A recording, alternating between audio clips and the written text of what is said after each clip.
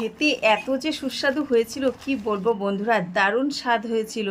আর আমি এই ভিডিওটা যখন দিয়েছিলাম তোমরা অনেকেই কমেন্ট করেছিলে যে আমরা জানিই না যে এই জিনিসটা খাওয়া যায়। আবার অনেকে কমেন্টে জিজ্ঞেস করেছিলে রেসিপিটা কিভাবে আমি তৈরি করলাম। তো আমি তৈরি করিনি, আমার মা রান্নাটা করেছিল, যেহেতু আমি বাবার বাড়িতে ছিলাম আর আমি সেই সময় অন্য কাজে ব্যস্ত ছিলাম। তো তোমাদেরকে আমি বলেছিলাম যে রেসিপিটা আমি দেবো, তাই রেসিপিটা নিয়ে চলে এলাম।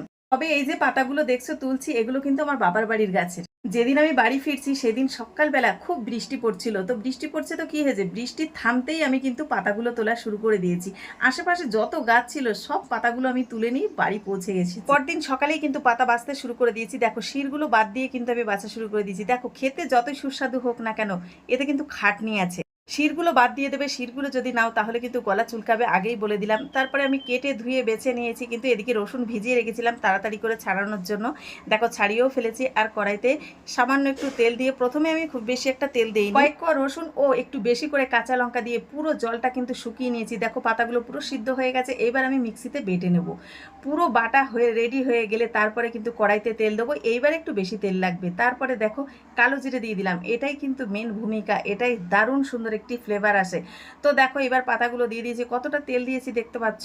তোমরা একটু বেশি করে তেল দেবে, তাহলে খেতে খুবই সুস্বাদু হবে। এইবারে কিন্তু তেলে ভালো করে নেড়ে চেড়ে খুব সুন্দর করে, দেখো পুরো শুকনো হয়ে গেছে।